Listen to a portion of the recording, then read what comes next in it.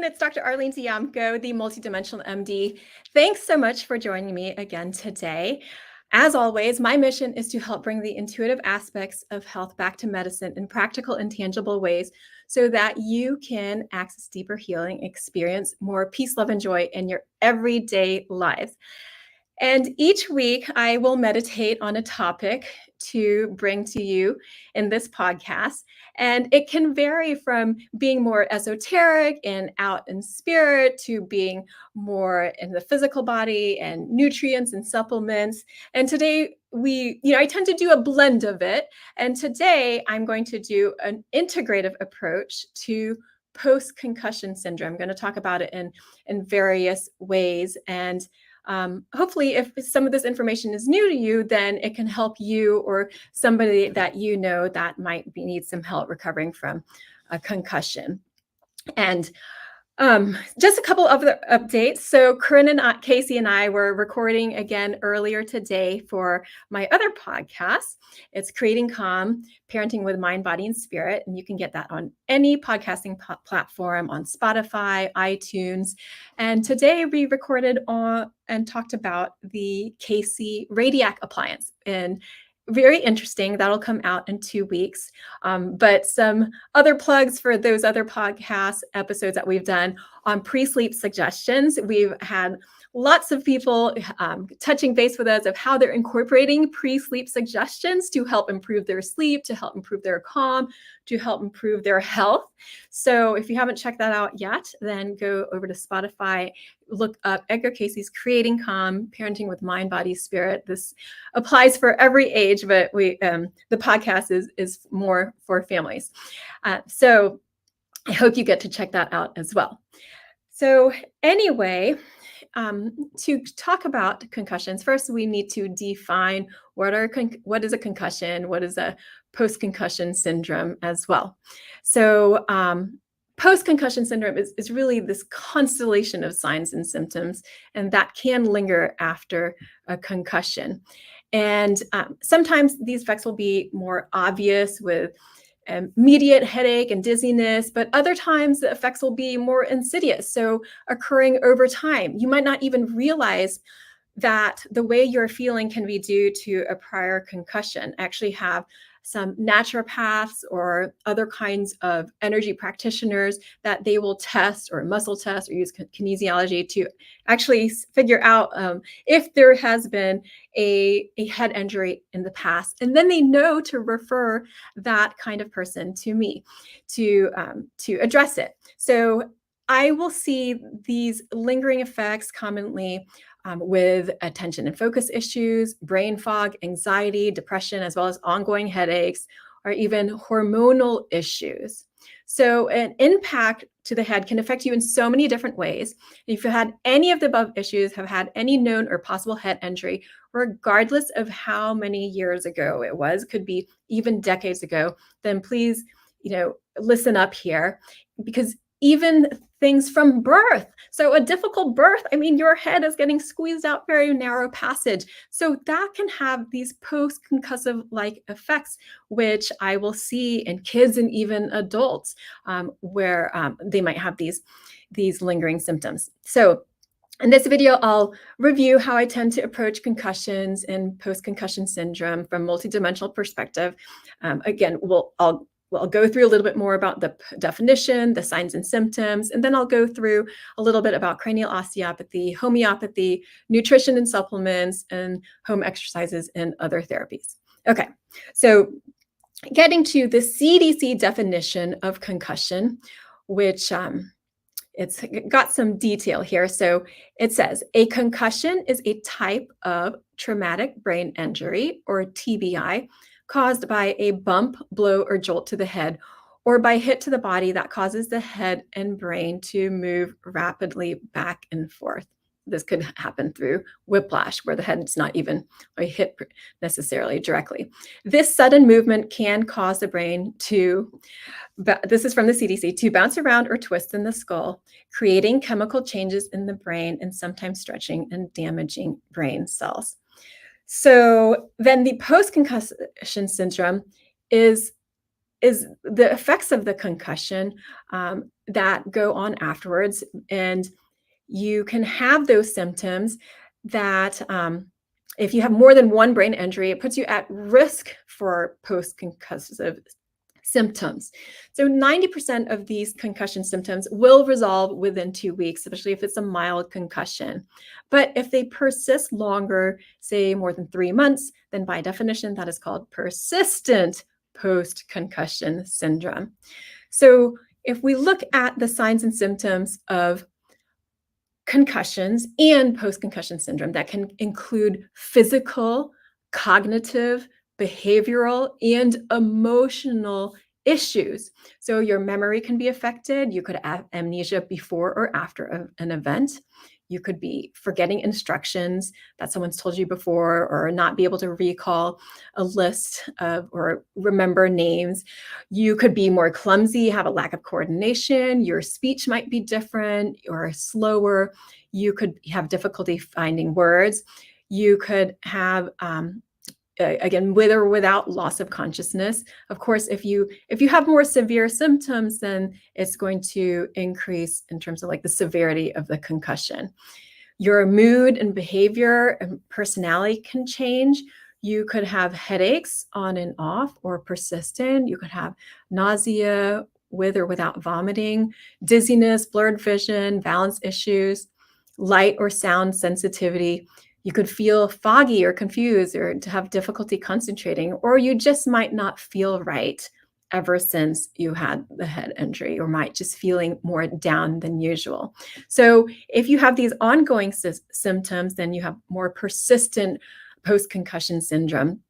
And then you can see that these ongoing issues, they can extend into all kinds of mental health issues, anxiety, depression, even just feeling more paranoid or OCD kind of behaviors.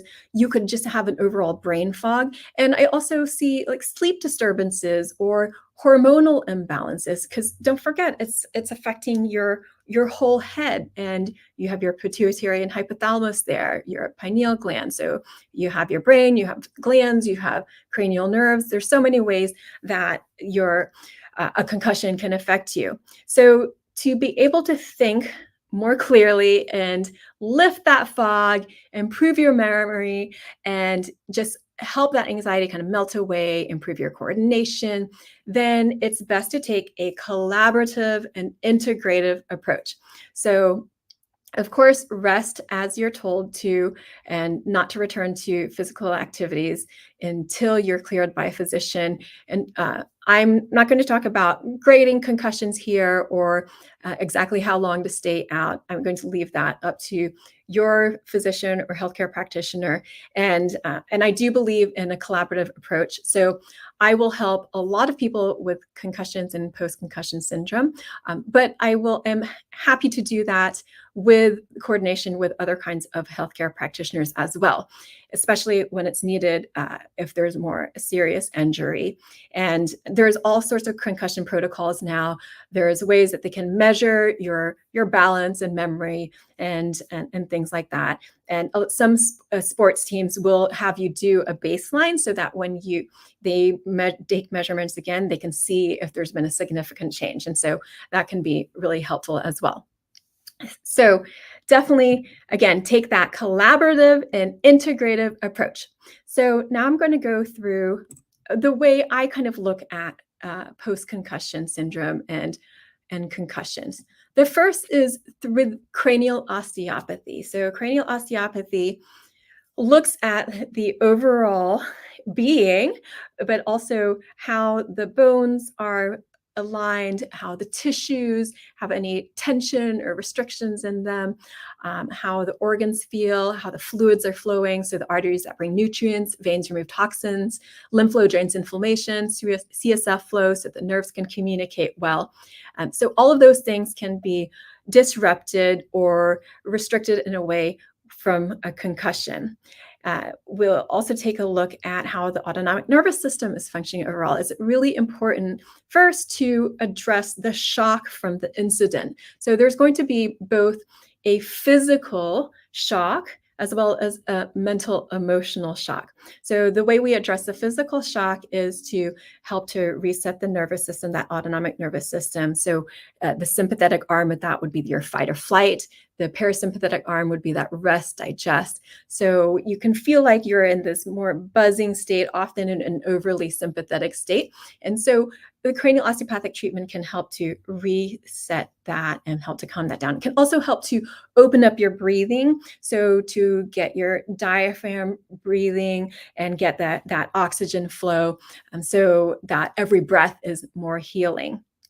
And we can also look at the emotional body. And this is something that I teach the cranial osteopaths to do, and teaching physicians to look at and address. So because it's more than just the physical shock, there can be a shock to the emotional body. And really, it's always everything together, your mind, body, spirit. So you'll never just have something on one layer. It always involves all those different dimensions, because you are this complete being. So sometimes if you don't address that emotional shock in a way that it can really help the body exhale more completely, exhaling out that in-breath that was taken in and releasing the emotion from the incident, then sometimes you can have like ongoing effects. And I've seen this in many people. So say you've had a motor vehicle accident,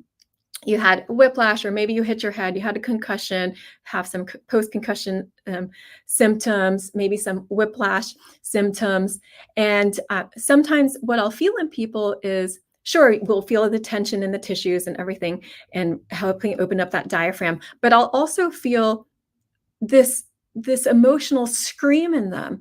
It's like maybe they held back some of this emotional response they couldn't get out. So maybe they felt like screaming during the incident, but somehow it got stuck. It wasn't able to come out. So sometimes this is something I'll walk people through and help get that scream out of the body so that the tissues don't have to be holding on to that and containing it for you. And that can also help with the physiology as well. So there's so much in even just addressing the shock of the whole incident. And then we need to look at all of those vectors of force in the tissue, because it's pure physics. There's an impact, and the tissues will take in that impact somehow. And if it hasn't been able to process it fully or exhale it out, breathe it out, then the tissues can still be holding that impact. Okay, so it will feel like tension in the body. I can feel like pressure in the bones, or compressions in the bones, restrictions in the dura, in the tissues, restrictions in the flow of the fluids. So we need to remove those vectors of force from the tissue so that the physiology can function better, that the fluids can flow better, that you can get this nourishment to and from the brain and help the metabolites release. And you need that flow so that the brain can recover.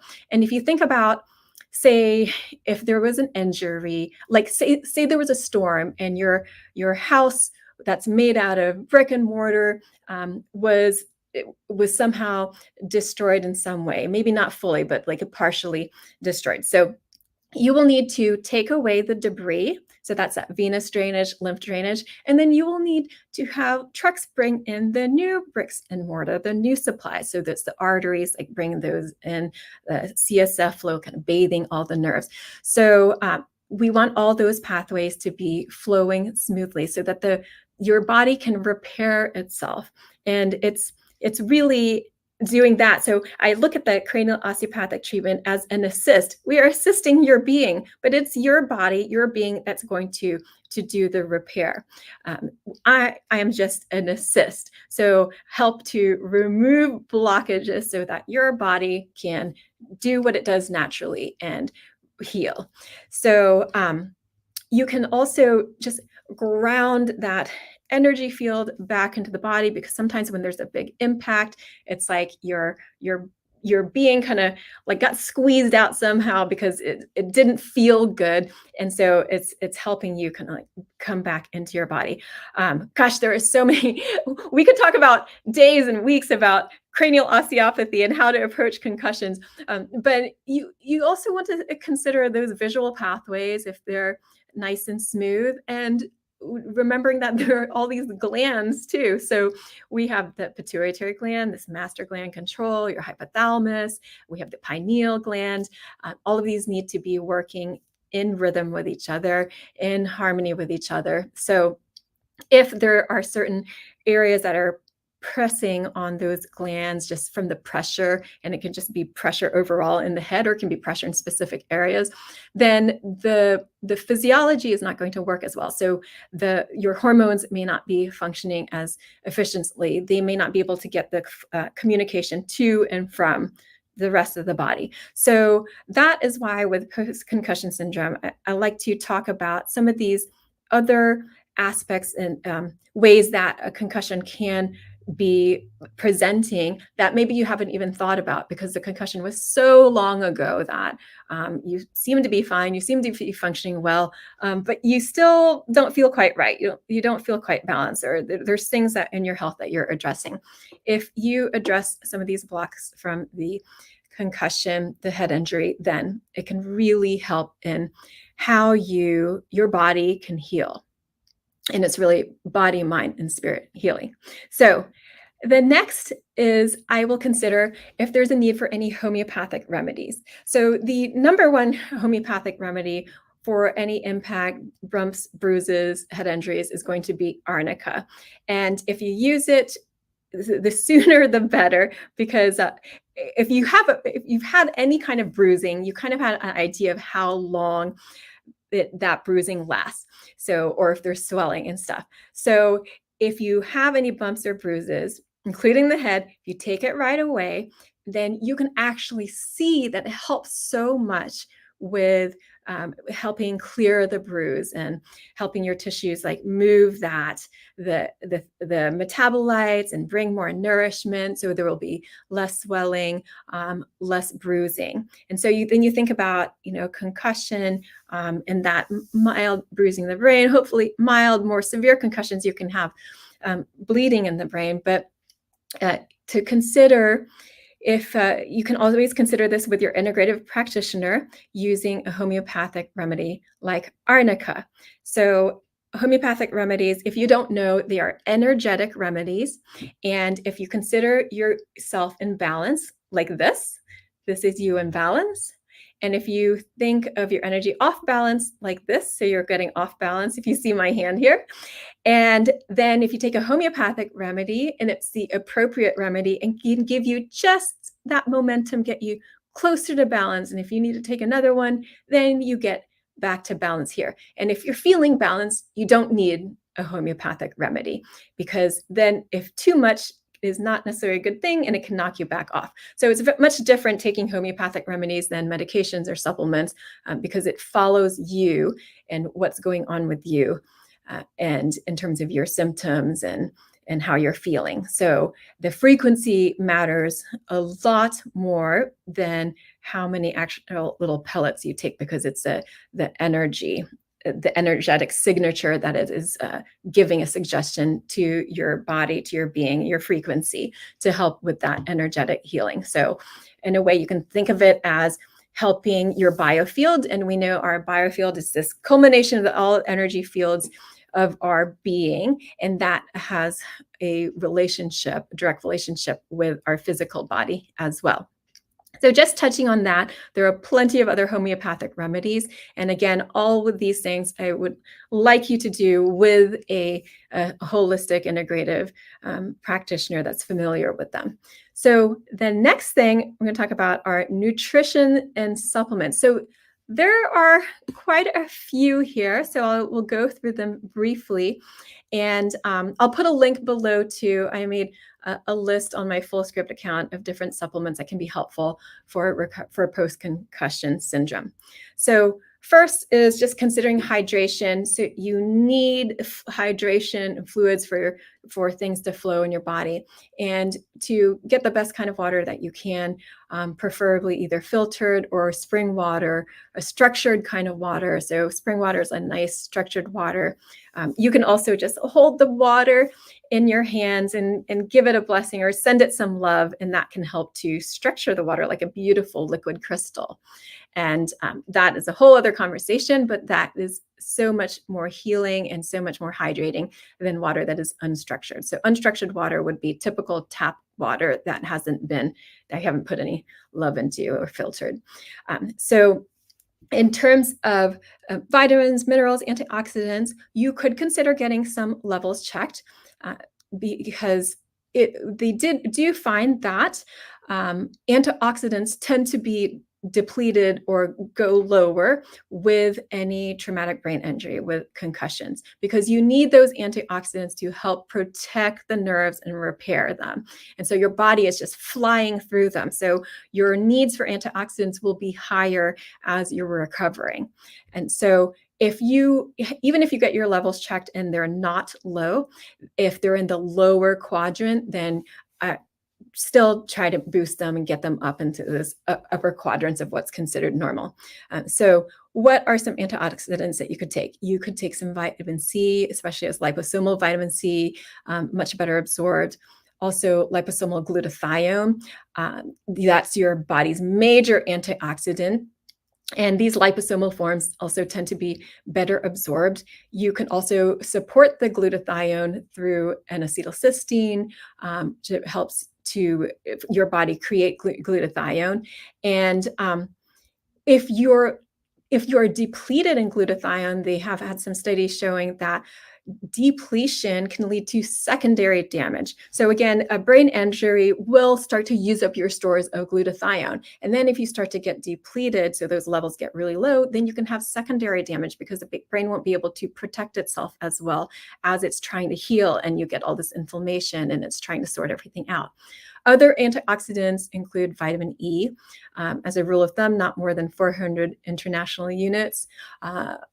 Selenium, astaxanthin. So just think about antioxidants in general, and those are some that I mentioned there. You can also get them through the diet, through your reds, oranges, blues, purples. So those deep colored berries, purple cabbage will also have like a nice amount of antioxidants. You also need some omega-3s to help reduce inflammation and repair. So all of these things that I'm going to be mentioning help reduce inflammation, help your brain repair itself, help with the nerve communication. So every cell membrane in your body needs omega-3s, and it helps with the cellular signaling, protein function, and gene expression. So you can think of omega-3s as helping keep those cell membranes much more fluid and functional. And health is always in the flow. So you can get omega-3s through chia seeds, flax seeds, wild salmon, tilapia, like skipjack, tuna, which has lower amounts of mercury. And you can take a supplement. Probably if you have symptoms of post-concussion syndrome, then it would be good to take a supplement. You don't have to do extra high levels, because extra high levels of omega-3s can actually be less beneficial. So it can be more harmful than anything. But if you do take any omega-3s, I would say around 1,000 milligrams to 2,000 milligrams would be fine. And again, talk to your healthcare practitioner. Some of the research has said that to have more DHA than EPA, DHA and EPA are kinds of omega-3s that are from animal products, so from fish. So sometimes the ratio of DHA, EPA matters. And for concussion, from what I've been reading, it's more DHA to EPA. But again, everyone's individual. So if you're dealing with other issues, then it may need some tweaking as well. So what else have we got here? We have minerals that you need. Zinc. So zinc, if in your body, the highest levels of zinc are found in the hippocampus.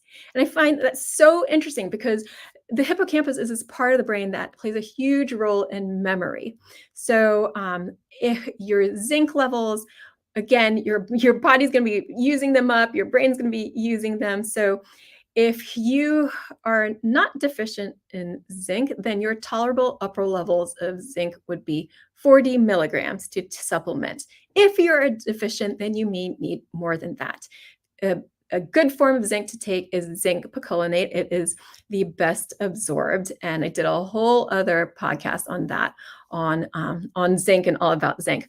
Another mineral that's really important for nerve communication and transmission is magnesium. It helps your nerves communicate. It's also protective and decreases inflammation. And there's a study that found that magnesium significantly reduced symptoms of concussions in adolescents, especially if they took them within the first few days. So after a few days, they found that the adolescents that were given magnesium from the first day they came in with a concussion did significantly better. So this is really amazing because these things don't cost very much. So if we're looking at magnesium, good forms of magnesium include magnesium threonate. That's the best one to cross the blood-brain barrier. Magnesium glycinate will also be also well absorbed, but I would pick magnesium threonate if you can find it. And again, I'll include the list on the full script so you can see access to some good quality supplements there. I'm going to go quickly through a few more supplements. Vitamin D. So this is that sunshine vitamin that acts as a hormone in your body. And there was a study that showed improved outcomes in mild to moderate traumatic brain injury by supplementing those with low vitamin D. So again, if you're not sure, you can always check your levels. And if you need it, it will help so much in your recovery. There are also some herbs that are really good for helping just support your overall brain function. That includes bacopa and ginkgo. There can be some caution with certain medications with ginkgo, so just talk to your healthcare practitioner about that. Curcumin is also another great one for just reducing inflammation, has some antioxidants there, can help with overall brain function. B12 is another vitamin that is really good for your nerves. So B12 helps with the myelin sheath production. And so that myelin sheath covers that long axon of the nerve. So your nerves communicate through electricity. So it needs to be protected so that you don't get a short circuit of the signaling. So it insulates those layers of nerve cells, and so that your nerves can communicate properly. It also helps to maintain healthy red blood cells and helps with DNA synthesis. So important in so many different ways. And if you have an MTHFR variant, then it's important to use methyl B12 for that. So, so many things to consider here. The last one I will mention is phosphatidylserine. So this is important for, again, for nerve communication and protection, as all the other things I was mentioning. And you can get this from sunflower lecithin.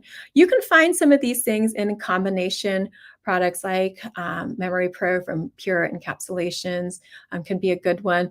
I will usually, when I see people in the office, I will usually fine tune to what I feel they could benefit from. So I won't give everybody that comes in with a post-concussion syndrome the exact same thing. I'll kind of feel out and see what their bodies need, what they could be processed most efficiently. And again, more is not necessarily better. So you want to just figure out, like, what is it that you need. And again, you can get labs if you need to. You can get help from an integrative practitioner. And I'm always here for you. And I love to tweak these things and make them really specific for the individual. And so lastly, before I run and go pick up my daughter, then some notes on home exercises and other therapies. So anything that will help with the nerve communication can help with recovery from a concussion. Vision therapy can help. There are optometrists, developmental optometrists that do vision therapy. There are other kinds of practitioners that do some biofeedback therapy.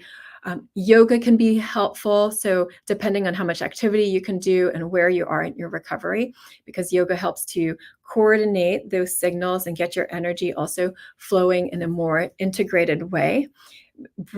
Breath work can be helpful, even if it's just doing some long exhales sometimes. So that can help your heart rate variability. It can help just calm the nervous system down. So a long exhale would be where you take some nice slow breaths with the exhale at least twice as long as the inhale. And it can be really relaxing. So if you have some of those heart rate variability monitors from HeartMath, if you do those kinds of exercises, then you can actually see the biofeedback. You can see how it helps you. So if your mind needs that kind of feedback to help motivate you, then that would be a nice thing to check into. And these cross-lateral exercises, so even just something like this, like the butterfly hugs or a cross-lateral march where you cross right hand to your left knee, left hand to your right knee, doing that for minutes a day, a couple of times a day, can really help the signals in your brain just to integrate more and keep them moving so things don't get stuck. So there is a lot here that we went through, but this, even though I touched on a lot of different things, these are still just a big overview of an integrative approach to post-concussion syndrome from concussion recovery, and to give you ideas of what you can do to help yourself and what you can do to help yourself in with a holistic practitioner. And because sometimes there's we're just in regular medicine, sometimes we're just taught like watch and wait. So sure, rest will be a part of it, but there's other ways that you can support your body's natural ability to recover, to return to balance. And so if you do that, then it makes recovery deeper and more efficient.